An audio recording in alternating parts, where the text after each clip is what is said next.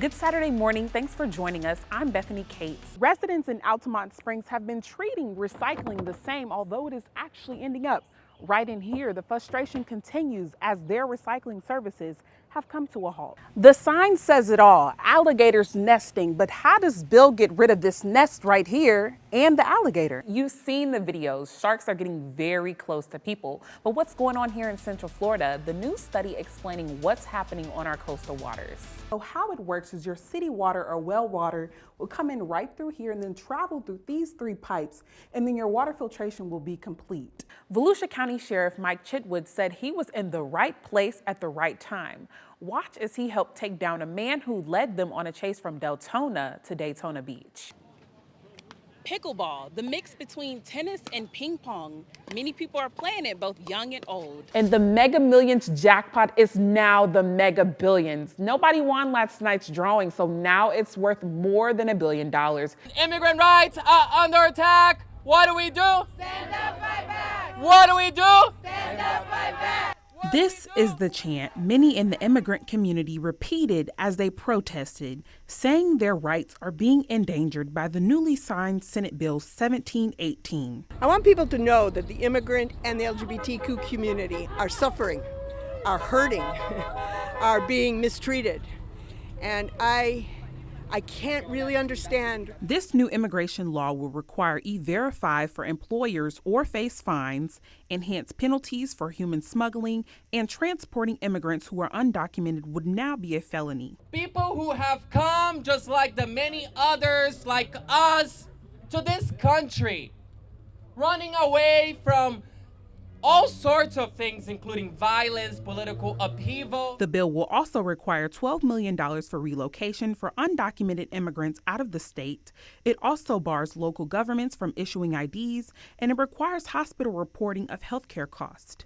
Some businesses stood in solidarity with protesters by closing their doors for the day. On a typical day, this restaurant right here would be packed, generating about $10,000, but not today as they stand in solidarity with the migrant community on strike for the new immigrant law in the state of Florida. Our main customers are immigrant workers, our construction workers, the people that are outside in the fields. They come to our restaurants and eat here, and eventually that won't happen if they feel insecure to come. Members of the immigrant community that attended that protest did take up a letter to the representative's office, but they received no response. In Orange County, Bethany Cates, WESH 2 News. And that's what Mass will do. If they see a need, they're going to make sure they have opportunity for you to get help, for whatever needs you have. We're working to end homelessness, and that's what we started doing in 1992. With a housing-first approach to tackling homelessness, Pathlight Home, an old motel renovated on the corner of John Young Parkway and West Colonial, is now changing the lives of many through affordable housing and economic opportunity. Carolyn Morris, resident for 10 years, says if it wasn't for Pathlight, she'd probably be homeless. My husband had passed away, and I could not afford my home anymore.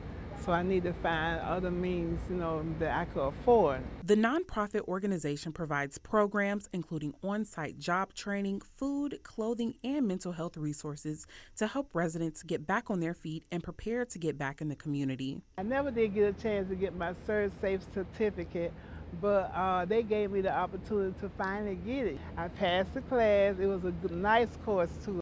With the affordability of housing and homelessness continuously increasing in Florida, Pathlight continues to empower their residents and provide resources amongst its 2 locations.